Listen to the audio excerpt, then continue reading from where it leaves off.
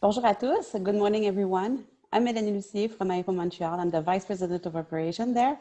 And thank you for joining us today for this webinar on the COVID-19 and the outlook for MRO. This event is part of a series of webinars launched by Aéro Montréal a few months ago. And I'm very pleased to welcome today this internationally renowned speaker and a great friend of Aéro Montréal, I have to say, for several years, Kevin Michaels. Kevin is Managing Director of Aerodynamic Advisory, a specialty consulting firm focused on the global aerospace and aviation industries. He has 34 years of experience, including hundreds of consulting engagements for leading aviation and aerospace companies across the globe. And he is also a contributing columnist to Aviation Week and Forbes. And finally, Kevin is the author of Aerodynamic, Inside the High-Stakes Global Jetliner Ecosystem, a book that won the 2019 Choice Outstanding Academic Title Award. And I have to say, everybody that is passionate about aerospace should read that book. I have a copy at home, and we still have a couple of copies at Aéro Montréal to sell. So don't hesitate to contact us because it's a very, very good and great book. So congratulations, Kevin, on that book. Kevin, we know each other for a few years now, like I said, and we are really, really privileged to have you with us today. But before turning the floor over to Kevin, and since the subject of today's webinar is MRO, I would like to highlight the recent collaboration between Aéro Montréal and the city of Mirabel with the support of CanExport Community Investment Funding. In fact, this partnership will result in the creation of the first MRO directory in Quebec, and it will aim to present local capacity at the national and international level of the good capacity that our ecosystem has here. So hopefully it's going to foster partnership between the companies, and like every directory that we ever produce, the information will be gathered by our partner, the STIC. So stay tuned as it will be available soon on Aéro Montréal's website. I would like now to invite Kevin de la Roseville, Director of Communication of Aéro Montréal, to walk us through the technical details of this session. Thank you, Kevin. Thank you, Melanie. So first of all, please note that all microphones have been turned off to avoid any background noise. So if you want to ask questions during the Q&A session at the end, you will have to submit it in writing. So to do so, please click on chat or clavardage and ask your question to the host, Aéro Montréal, or to all if you wish your question to be public. This session will be held in English, but I very much encourage you to ask your questions in the language of your choice. Kevin Michaels will also be joined by Michael Stengel during the Q&A session. So Mike is Senior Associate at Aerodynamic and is also an MRO expert. Kevin, the floor is now yours. Okay, thank you very much. And thank you to all of my friends in Montreal and Quebec for joining today. It is a very interesting time, unlike I think any of us have experienced, you know, in our career. I've been through 3 big downturns in my career in the early 90s and in 2002 and in 2009 and 10 with the Great Recession, but this one obviously is something altogether different. So today, what I'm going to focus on with my colleague Mike Stengel is to talk about what we know today about COVID-19 and what it means for MRO. And our remarks are going to be focused principally on the air transport sector, you know, meaning the regional jets through the A380s. Of course, I know there's a lot of interest in business aviation in Quebec. And we have a slide in here and we'll talk to that as well. And there may be some questions that come up on business aviation, but we're going to focus primarily on what the airlines are up against today. All right. So I'm assuming you can all see the slides fine so far. And so it's interesting if you think about where we were before COVID. And sorry about that. Before COVID, we were looking at this wonderful outlook of deliveries, you know, taking us to over 2,000 jetliner deliveries through, 2023, 2024. Of course, in 2020, we had to deal with the MAX issue and the MAX shutdown. And we still are dealing with that. And we thought before this all happened that the installed base, the fleet of jetliners, would grow from 30,000 to something much more substantial out on the right, to nearly 40,000 jetliners by 2025. So that's what we all anticipated before this crisis began. And of course, I think you're all familiar now with the traffic information, which changes, week to week. But what we're showing here, and I think what is important, is what's happening in, this is the number of flights. And I think what's important here is the year-over-year changes. So if we look, and if you can see, my cursor in here, flights are down 55% year over year. And of course, flights are what are driving maintenance activity. It isn't passengers, it's actually the number of flights, and it's the type of aircraft that are flying as well. Africa down 84% year over year, Europe 70%, Asia 46%. But within Asia, I think it's important, there's really two parts to Asia here. And, China domestic is down just 15% year over year. And of course, China was, pretty aggressive at cracking down on COVID. And at the same time, the Chinese government has a great interest in having its nationally controlled airlines flying a lot of the routes. So you're actually seeing in China pretty close to a normal route schedule. And actually, this is where a lot of the MRO activity is taking place right now, is in China. But the rest of Asia, which depends on international travel, of course, it's a completely different situation. You think about one of the great hubs of Asia, Singapore, down 93%, where the government is coming in and really supporting Singapore Airlines, as a national asset in doing that.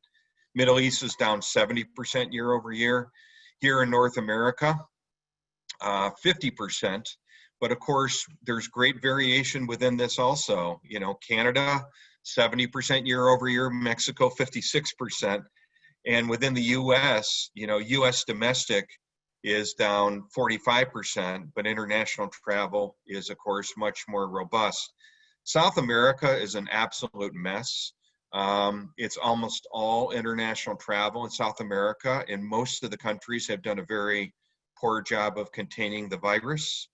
So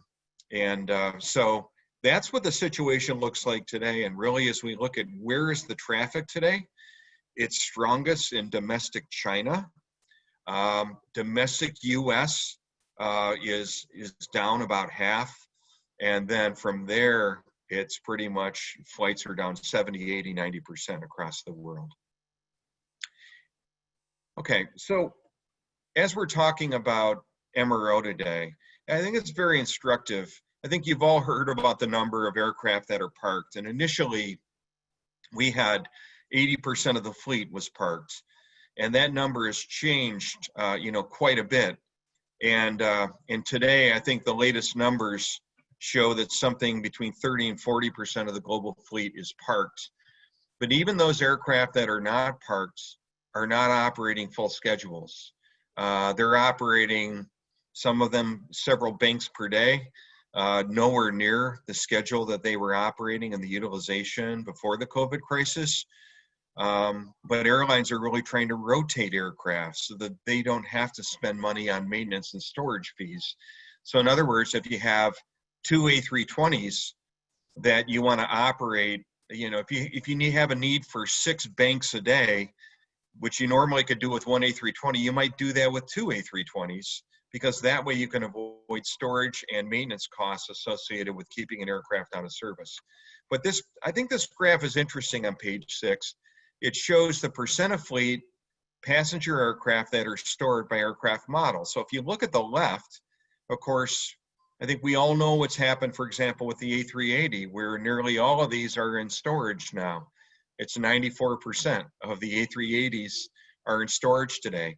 The 747 and A340 are also very high. So this COVID crisis has really led to the death of the 4-engine twin-aisle aircraft for passenger service. And so where has the traffic gone? That small amount of traffic requiring twin aisles. If you look to the right of this graph, you'll see that the 787 and A350 have done relatively well compared to the other aircraft, where it's just under 40%, in fact 35% that is parked. So airlines, where they are flying these long haul flights, are flying with smaller twin aisles, because we're down gauging now. We don't need 400 seats or more like the A380. We're looking now for flights where we have the lowest trip costs.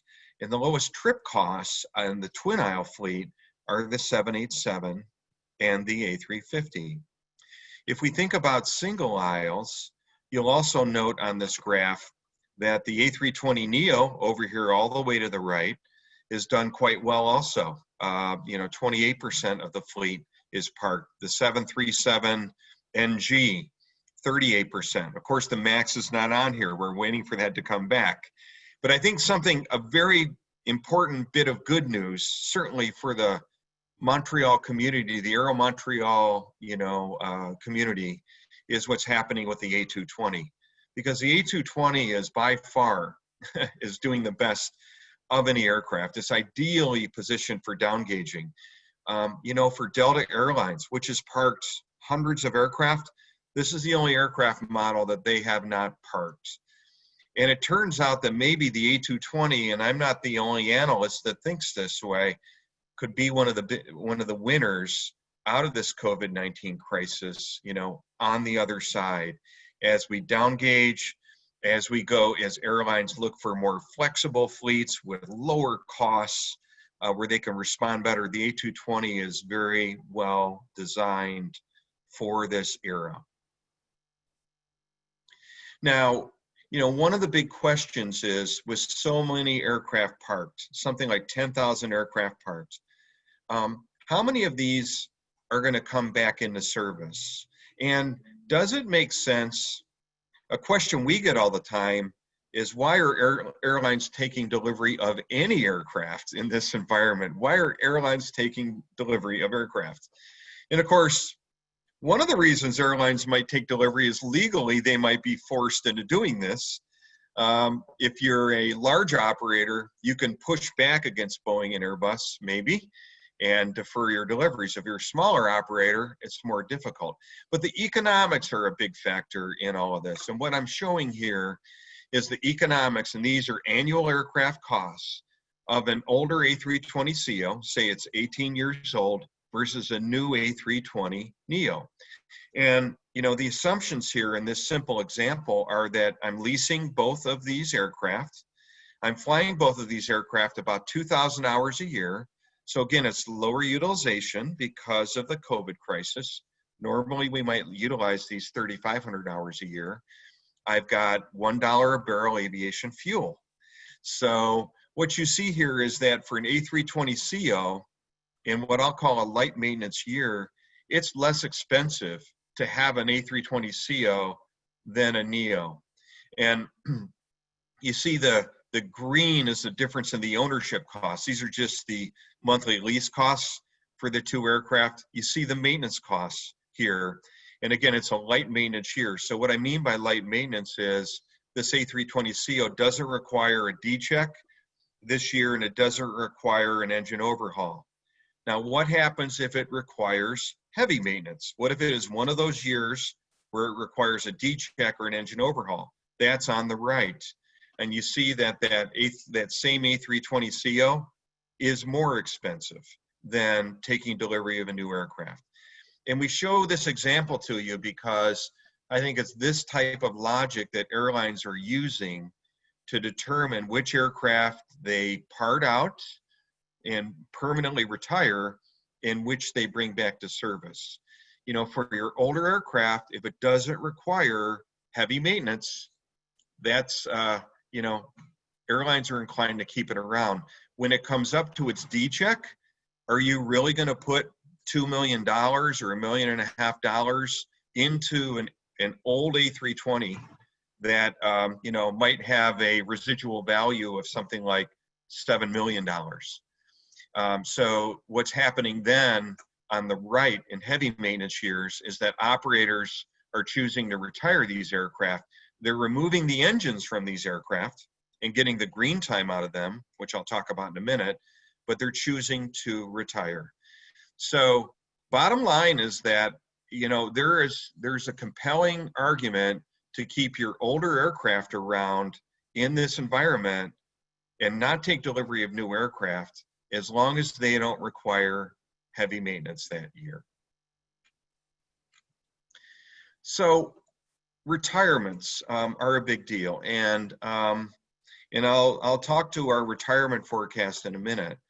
But already this year, we have already seen announcements that by airlines that 1,200 aircraft will be retired, meaning airlines don't plan to keep these aircraft certificated.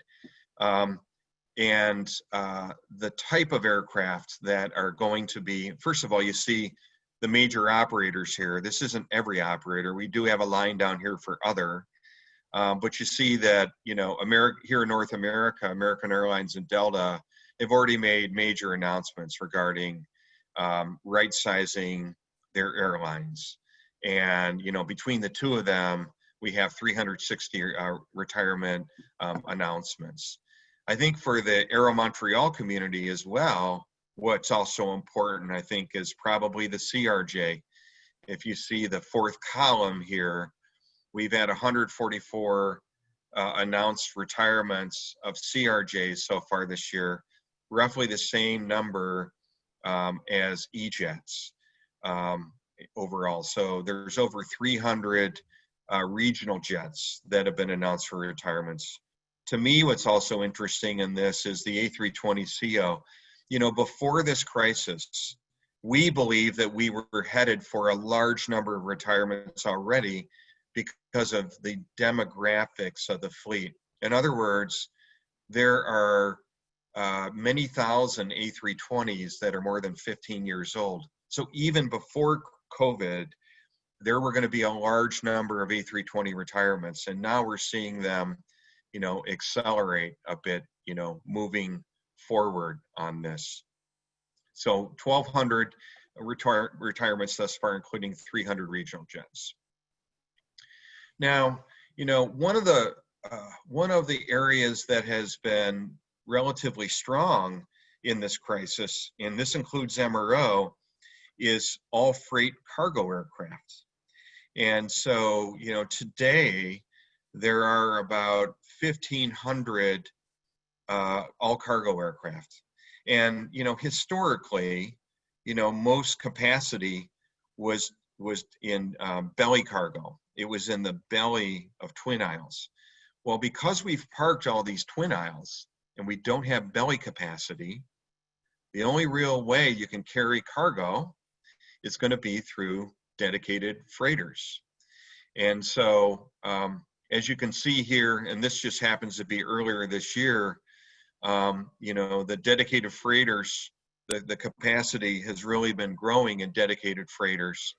And the MROs that we talk to tell us that their MRO activity for freighters has not decreased much. So for engines, it's engines like the CF680C2 and PW4000. It could be the components on 767 freighters, for example, that are staying relatively busy with the operators like FedEx and UPS and others. So freighters are certainly a welcome bright spot with their activity up 20%, whereas belly capacity is down 70% in the most recent month. A word on business aviation, and as I mentioned at the outset, we're not going to really explore business aviation too much in this presentation, but we know, of course, it's very important in Canada and in Quebec. And so what is interesting here is that in business aviation, we saw business aviation fall considerably in April, just like we saw with airlines.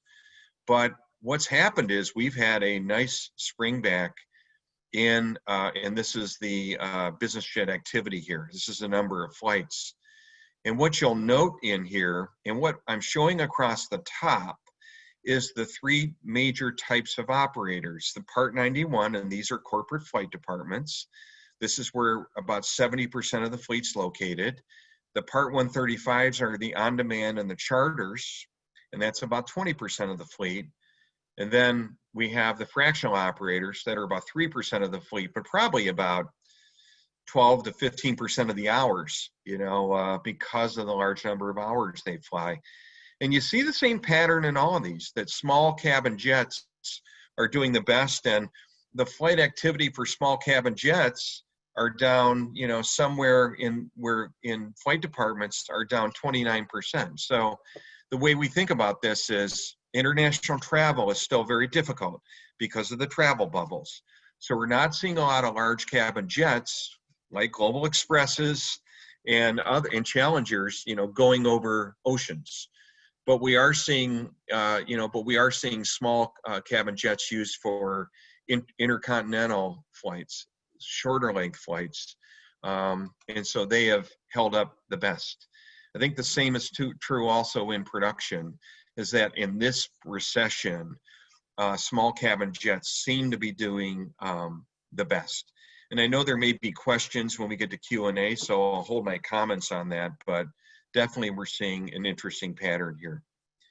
So with that then, I wanted to talk, maybe if that's where we are today, what about the future? And when does MRO come back to where it was before? Which is probably a question that all of you are asking yourself. You know, to answer that question, we need to tell you what we believe about air travel and when we think air travel will come back.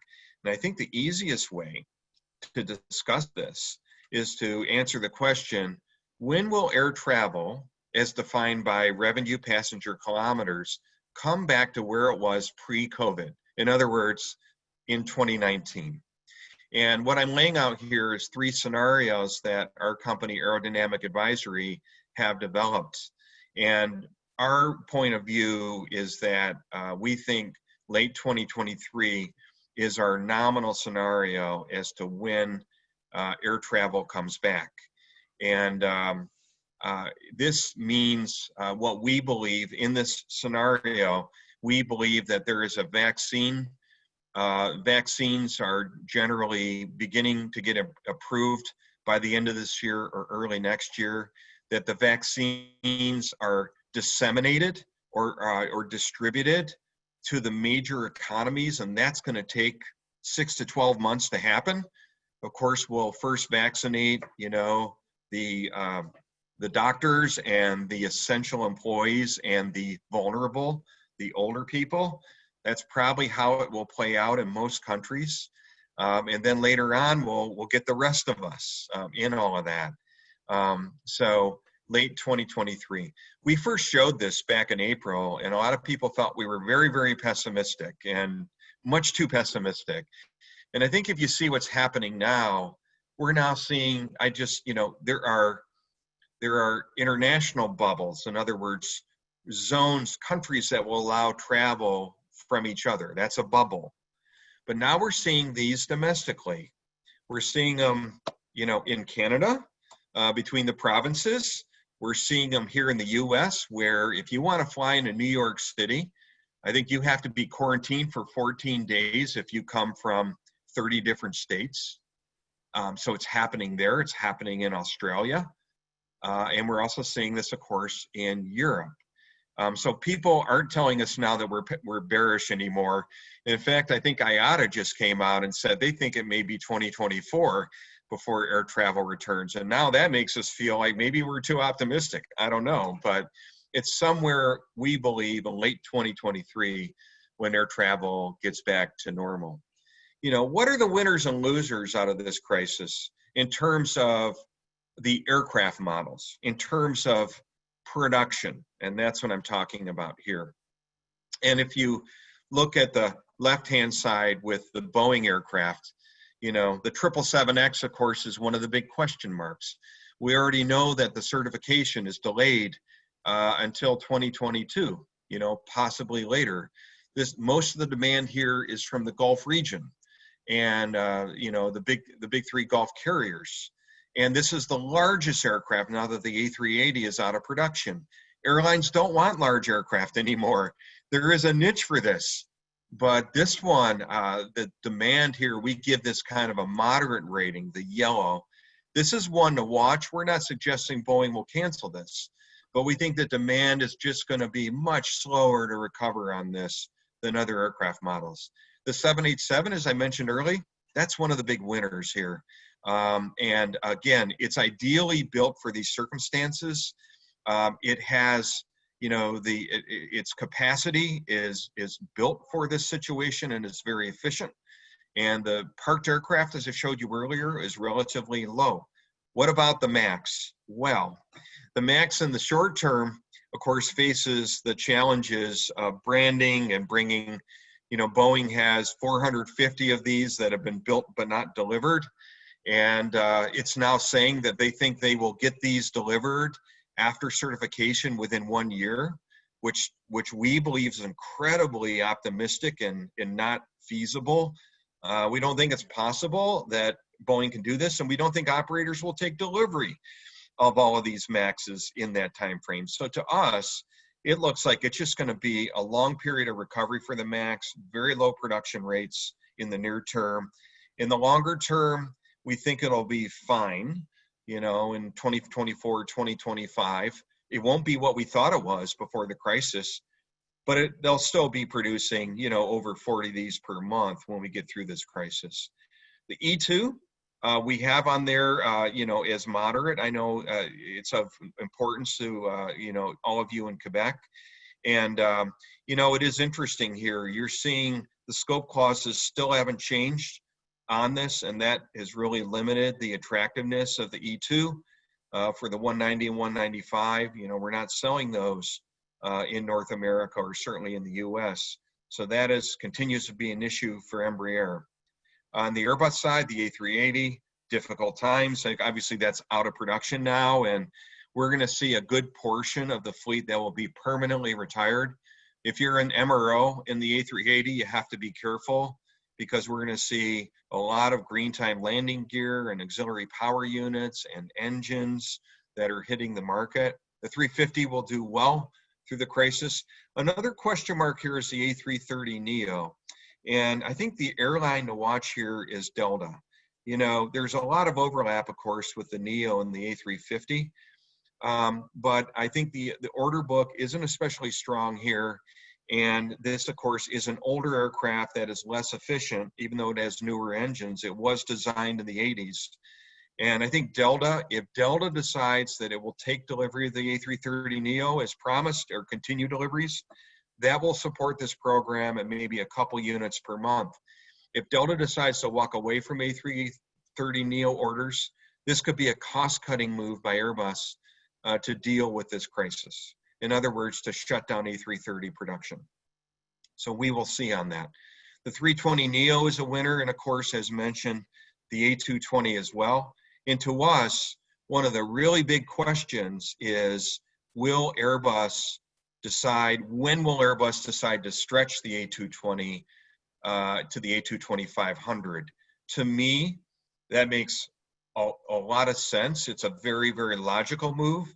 It puts greater pressure on Boeing on the MAX 7 and the MAX 8 by coming out with the A220-500. And it also allows Airbus to offer more volume to its suppliers. I mean, Airbus's issue right now is that it's just too expensive. Besides demand in the crisis, it's that the unit costs are too high. And they really need a larger volume to entice suppliers to lower their costs and to get the unit costs down on this aircraft to make it profitable. So to us, the A220-500 makes a lot of sense, and we think it will happen.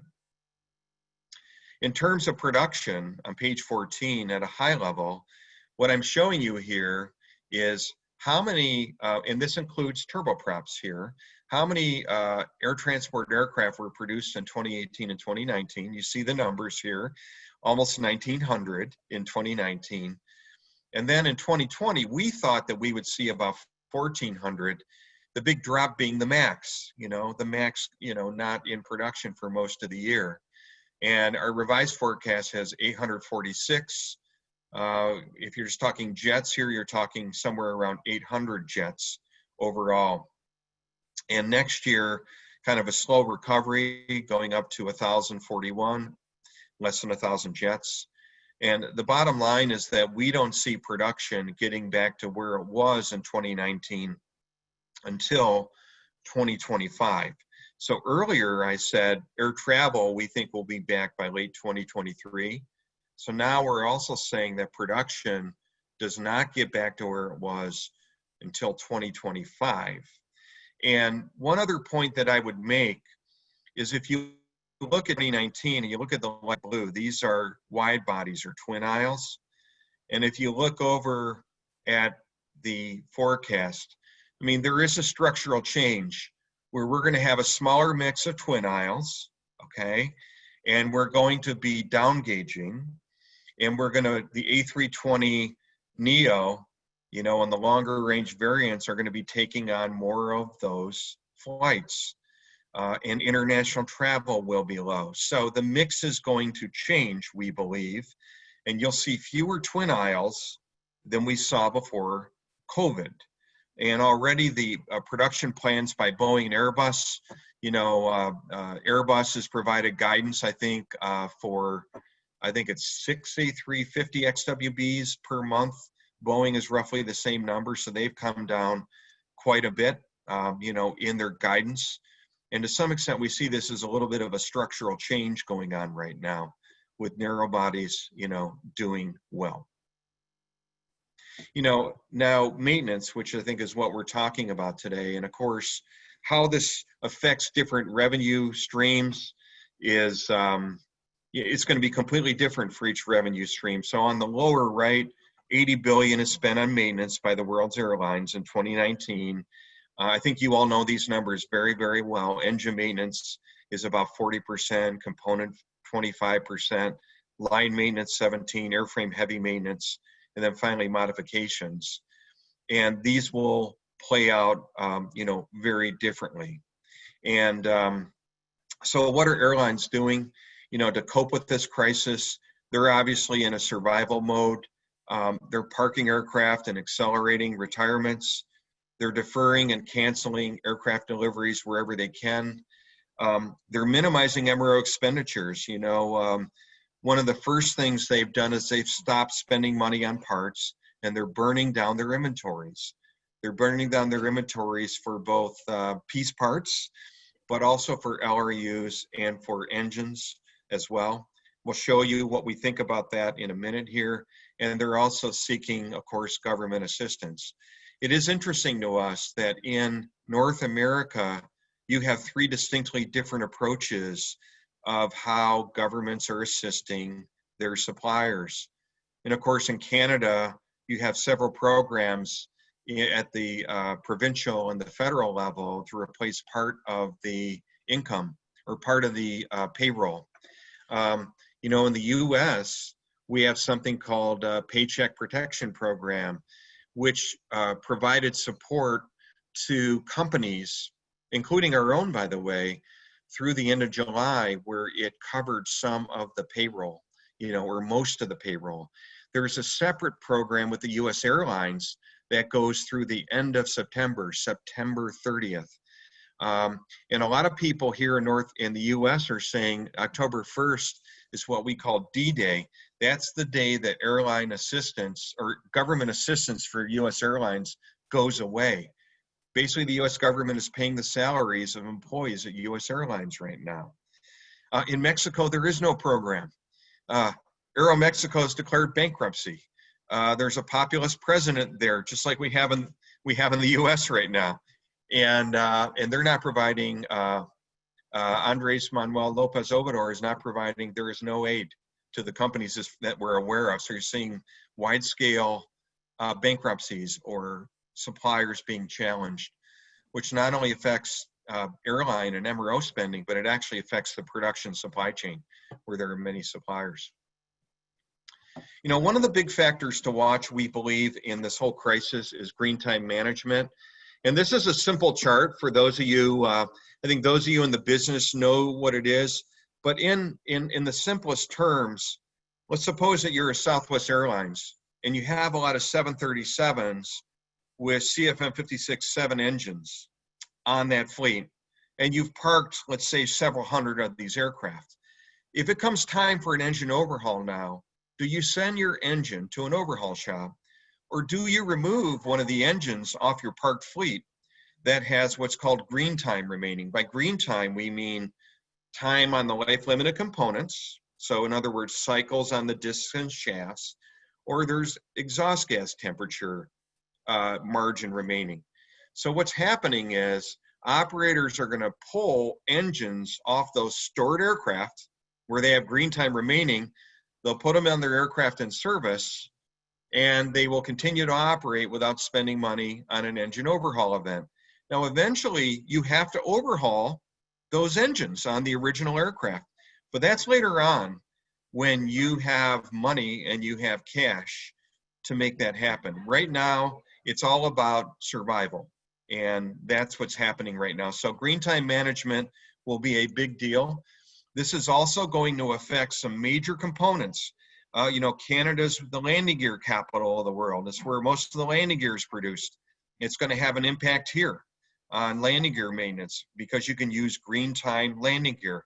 United Airlines in the US is going to park some of its aircraft, remove the landing gear off these aircraft, put the aircraft on you know, storage stands, and use those landing gear with cycles remaining on them rather than spending money on landing gear overhaul.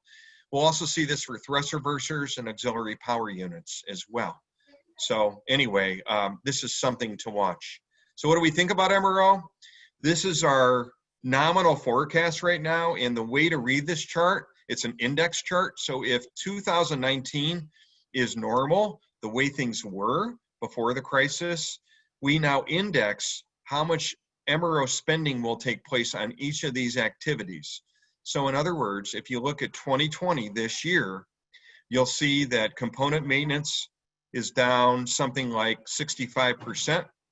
You'll see that modifications is down 60%. This is one of the first things that airlines will cut. And then you see what's has less impact is line maintenance and airframe heavy maintenance. So overall, we think that activity will be down something like 65%. Now, this includes one fairly normal quarter this year, you know, through March. We started seeing activity drop off in, you know, late March. You know, for engine MRO, we saw the activity really start to drop off more in May because you had a lot of engines in shops that needed to be completed. But overall, the message here also is that we see MRO recovery in 2023. So air travel recovery at the beginning of the presentation, late 2023, production recovering to pre-COVID levels in 2025, and we're seeing MRO recovery also in 2023. And we think there will be some strong years of maintenance after this, where you have to now make up for all that green time management. You can't, this doesn't go away permanently. You have to make up for these engines that you use for green time, and eventually they do get overhauled. Now, we did a survey with the Aviation Suppliers Association, which is the biggest industry association for independent MROs, parts distributors, used and serviceable material suppliers, and PMA suppliers. Some of you, I think, perhaps are members of the ASA. It's an international organization based in the US. But we asked their members, and this is the first time we're showing this publicly, by the way, when do you expect your revenue? So we've told you what we think. What do suppliers think? When do the suppliers think that we'll see recovery? And what you see here is that the dark blue, and this is USM, used and serviceable material traders, they're saying 2023. So here's one of the interesting dilemmas. We're parking all these aircraft. You know, we're going to part out a lot of aircraft. Aren't we seeing a lot of business with the USM traders now? And the answer is no, because there isn't demand for the parts yet. Airlines are burning off the inventory, and the asset values are too low to part out those aircraft yet. So we are not yet seeing a wave of part outs. That wave will come, and there will be an unprecedented number of part outs next year, the following year, and into 2023, but it has not happened yet. Distributors you see here as well follows a similar pattern. They think that their business will be down, you know, almost 60% the second half of 2020 with recovery next year. PMA parts is in green. Component MRO is in red. And again, very similar. And component MRO suppliers, and I must say there's only 11 here in this sample, but they think it's going to take a longer time to see the recovery. And I think this is because of the part outs that are going to be coming, where we're going to have a lot of LRUs that are available that can be used instead of component maintenance. And finally, in engines, you see what the participants say. There's only 5 that answered, but they see business being very low this year. Next year, recovering to something like, you know, minus 70 or minus 50% or so. So anyway, that's what the ASA members see. And finally, last slide, and I think this is fascinating actually, is we asked the ASA members, how many retirements do you anticipate per year over the next 4 years? And then how many aircraft will actually be parted out? And the consensus here, and again, these are from the members, they're saying that they think there will be an average of 1,500 retirements per year, but actually the number of aircraft that are parted out will be closer to 1,000, and it will take time for this to happen. One of the questions we get is there enough capacity to part out all of these aircraft out there at the storage facilities and MRO facilities around the world? This is the right group to ask that question to. 65% believe there's adequate capacity to support these part outs, whereas 35% believe there's inadequate capacity. To put this into context on part outs, in the last big crisis in 2012, when we had $150 a barrel fuel and we had a large number of retirements, the best guess is that we parted out about 400 aircraft in 2012. And now what at least the ASA members believe is that we could see a number that is more than double what we saw in the last crisis. So those are the prepared comments that we have, and my colleague Mike Stengel is going to now join me, and we'll be happy to take your questions. Thank you very much. Thank you very much, Kevin, for this great presentation. So just before we go to the Q&A, I'm just going to say a few words in French, if you don't mind. Alors, merci à tous d'avoir participé à cette présentation. Vous pouvez maintenant poser vos questions en français via la section clavardage de la plateforme. Et puis, il nous fera plaisir de traduire les questions pour vous en anglais. So, Kevin, first question from Carrie Kendrick. So, do you feel that the dedicated freight activity by passenger airlines is sustainable?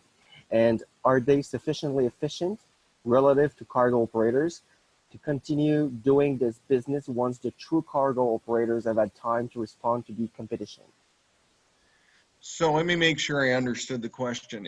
I think the question was these temporary passenger to cargo conversions where they're carrying cargo in passenger aircraft. Is that sustainable in the long run? Is that the question? That is correct. Oh, okay.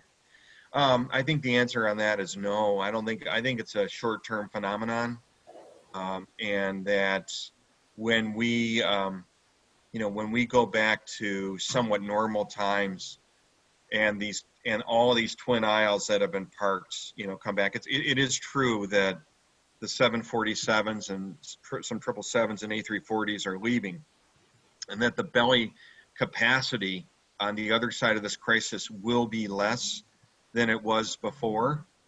But I don't think the efficiency is there and the business model is there on the other side of this crisis for a lot of those temporary conversions to stick around. I'm reminded of all the combi aircraft, the passenger cargo combi aircraft that used to be flown and they're no longer flown. I think if anything, probably what we're going to see is, we're probably going to see a pickup in passenger to freighter conversions. you know, the cost of feedstock of the aircraft that can be used for these conversions is going to be much lower, of course, and while demand is up. So I suspect we're going to see a pickup in passenger to freighter conversions, but I don't see these temporary, you know, conversions sticking around in the long run. Great, thank you. Another question from Aurelian Kaufman. So is it completely far-fetched to envision a major aircraft manufacturer going bankrupt? And what would you do if you were CEO of a struggling manufacturer to turn things around? Oh boy. Oh yeah, those are easy questions. So what is the risk of a major aircraft manufacturer going bankrupt? Okay. So first of all, let's take the big two. I don't see Boeing or Airbus going bankrupt out of this situation. You know, Boeing just went to the capital markets for $27 billion, you know, to help get it through it. It has a robust defense business, which is doing quite well. They have a balance sheet. They are taking on a lot of debt, but they have a balance sheet that should be able to support this.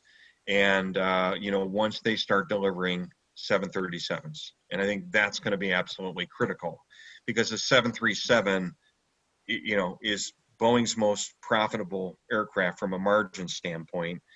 And it's really important that they start bringing that cash flow in. And of course, the 787, which is also generating a lot of cash, those production rates have just been cut. Airbus, I think, will be fine. I mean, the A320neo is a relative winner out of this. Of course, I think we all know the position they're in relative to Boeing from a competitive standpoint. They are in the stronger position right now. What's interesting to me with Airbus is Airbus has never had a major production downturn in its entire history. Never before at Airbus have we cut production rates 20% in a year, other than maybe in 1973, where we went from, you know, 6 A300-600s to 5 or something like that, or 4, but they've never had a major cut.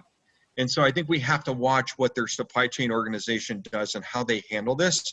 But thus far, I think they've done a better job of being transparent with suppliers than Boeing. I'd be interested in any comments of those on the phone. So then that really leaves Embraer, you know, in all this, you know, assuming that Bombardier is part of Mitsubishi. And Embraer is an interesting one to watch. Their market capital, the Boeing joint venture is off.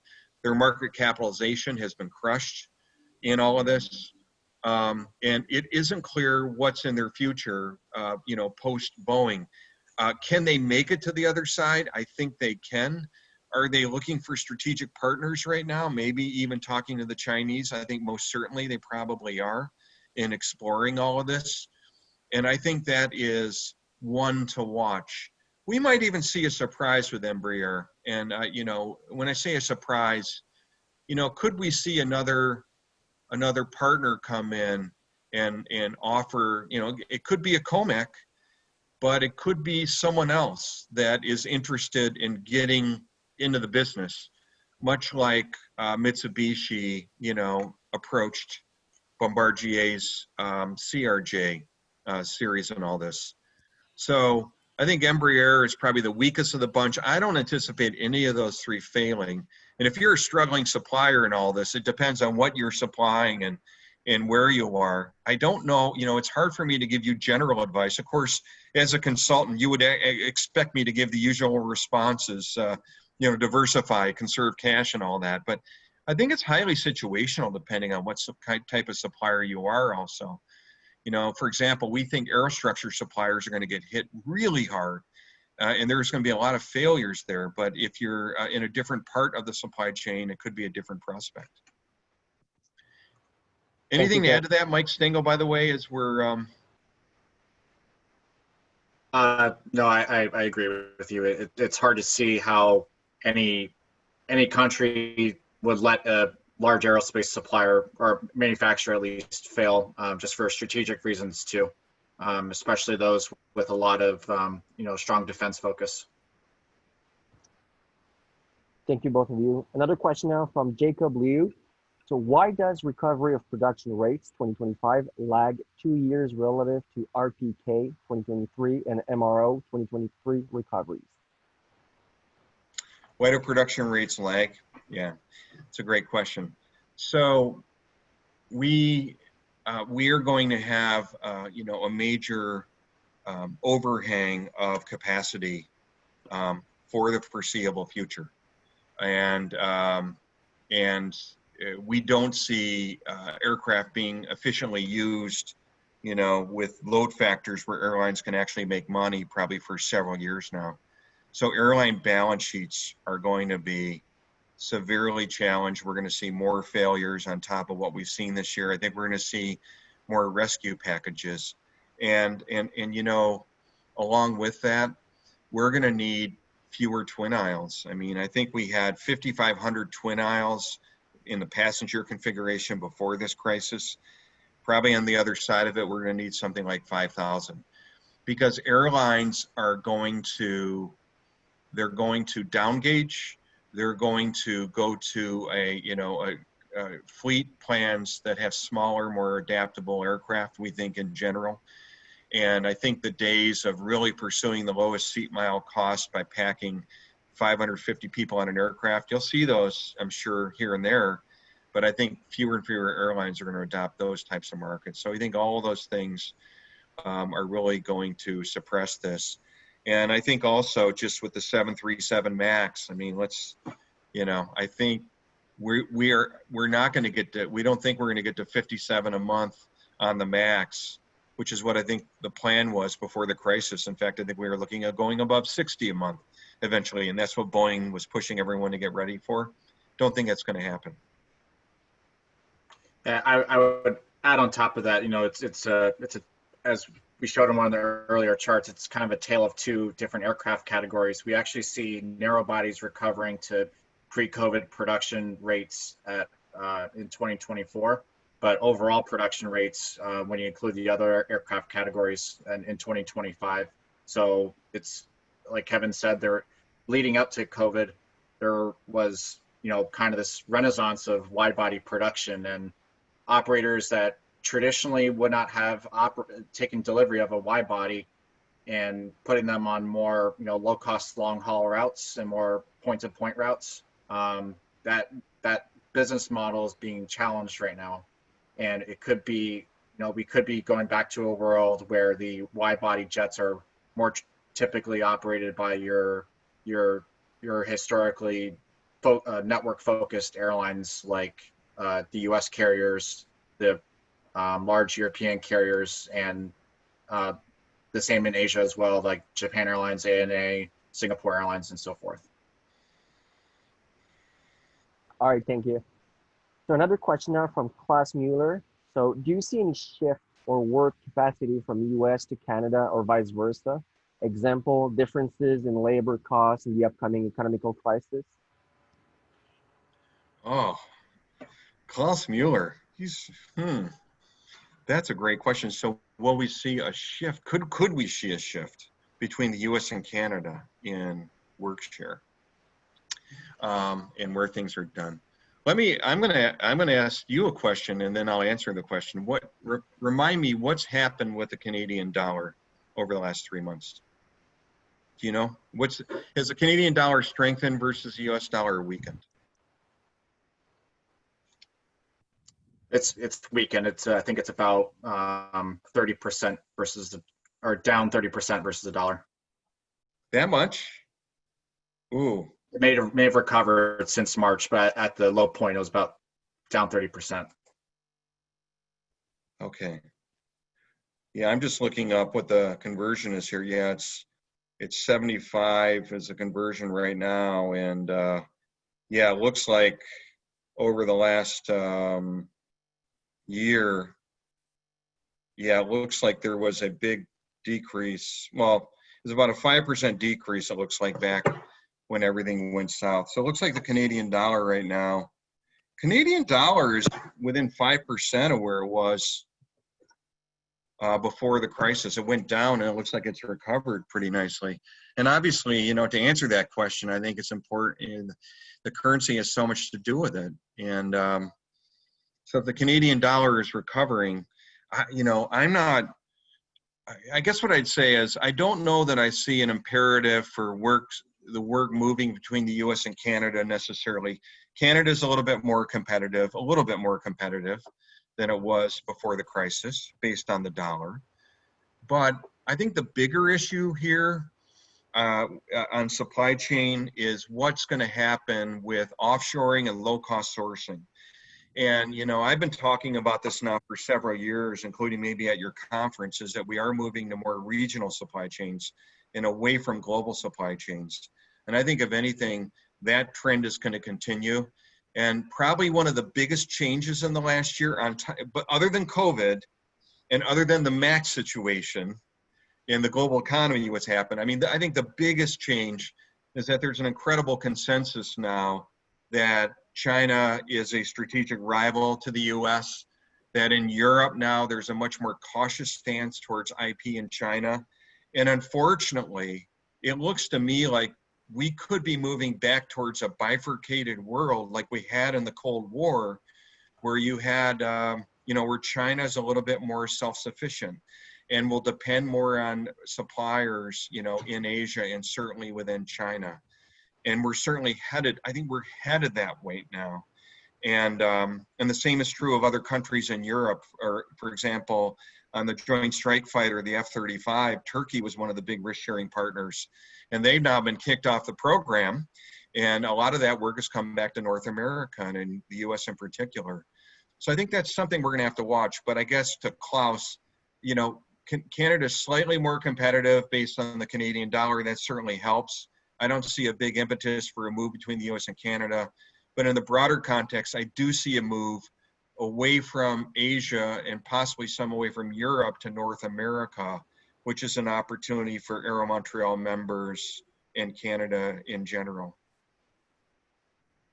Thank you, Kevin. So it's 11:58. We have time for one last question before Melanie wraps up.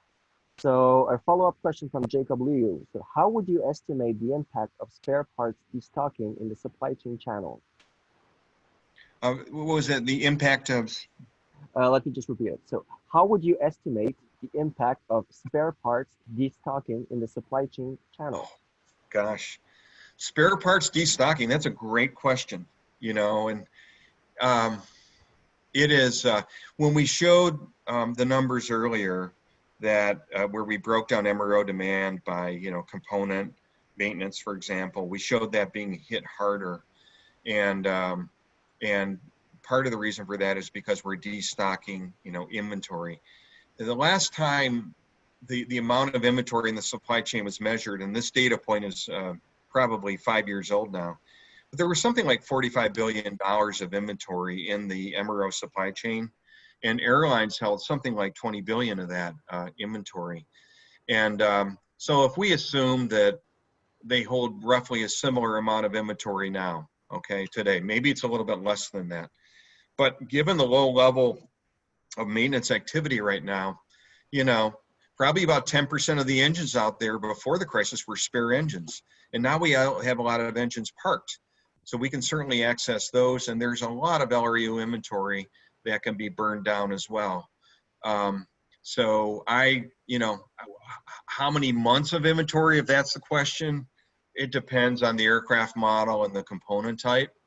But I think that's one of the reasons why we feel like component MRO will take longer to recover than others. And by the way, on engines, same thing. And we think green time engines could substitute for 10 to 15% of all the shop visits next year, which will make it next year will be a challenging year in the engine aftermarket. It isn't over.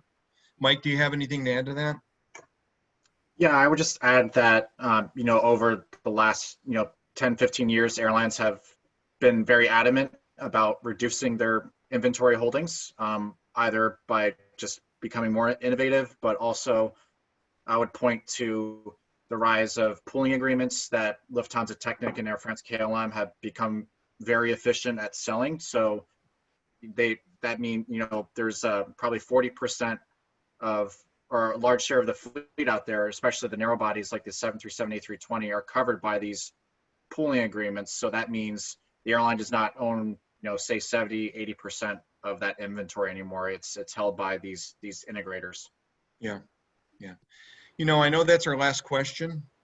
And there's one comment I want to make, because I know we're at the end of our time, but I think it's pretty important in all of this. And for those of you who read my column in Aviation Week, I wrote a very provocative column in this issue about what Boeing needs to do, what I think Boeing should do to survive, what Dave Calhoun should do. But one of the points was Boeing has this goal of $50 billion of services revenue that they brought out 4 years ago. In a time like this, when everything is crashing, that's when you find out who really are going to be the long-term players. I think you're going to see the aircraft OEMs back away from their very aggressive expansion into MRO. Will they still grow? Will they still try to add services? Yes. Are they going to go and buy up a lot of MROs? I'm not sure. You know, it turns out the world is cyclical. And I know John Leahy and other executives were trying to convince us a couple years ago that we're in a post-cyclical world, that the air transport industry is no longer cyclical, so we can vertically integrate and do other things. And it turns out that we've had a rude awakening that, yes, this industry remains cyclical.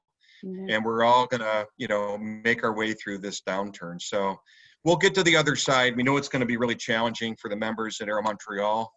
We look forward to seeing you face-to-face at a future meeting.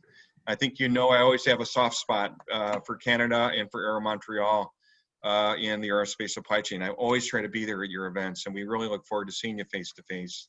And if there are any questions, you have our contact details, and we're happy to make a copy of the slides available, of course, through Aéro Montréal to all of you, okay? So thank you so much. Thank you so much, Kevin. It's great again. And all the comments, you probably didn't have the time to see it, but a lot of comments in the chat room was just to thank you, thank Mike as well for your comments and analysis. It's very enlightening. And I know that I have no doubts that our participants learned a lot today. I know I did. So I'm going to switch to French for the closing remarks. But again, it was a pleasure to have you both with us today. Thank you so much. Donc, au nom d'Aéro Montréal et de ses membres, merci d'avoir participé tous à l'événement. Aujourd'hui, on a hâte, comme l'a dit Kevin, de vous revoir en personne et en santé, naturellement. Cet après-midi, nous allons envoyer un courriel avec un lien pour downloader ou revoir le webinaire. Donc, vous allez avoir l'occasion de revoir les diapositives et de même les questions, les réponses aux questions qui ont été posées durant le webinaire. Vous allez pouvoir avoir à ça. Il va y avoir aussi un sondage qui va être attaché à ce email-là. Important de répondre. Pour nous, c'est la façon de nous améliorer. Donc, on est très friands de vos commentaires. Donc, je vous remercie. Et je vous dis de rester à l'affût car la semaine prochaine, Aéro Montréal va annoncer une nouvelle série de webinaires avec Aviation Week. Donc, on vous donnera tous les détails la semaine prochaine, mais on aura quelques bons webinaires et autres bons webinaires à venir dans les semaines à venir. Donc, je vous remercie beaucoup à tous. Je vous souhaite une excellente journée et à très bientôt. Thank you very much again, Mike and Kevin, and hope to see you in Montreal very soon. Thank you very much. Merci beaucoup. Thank you. Merci.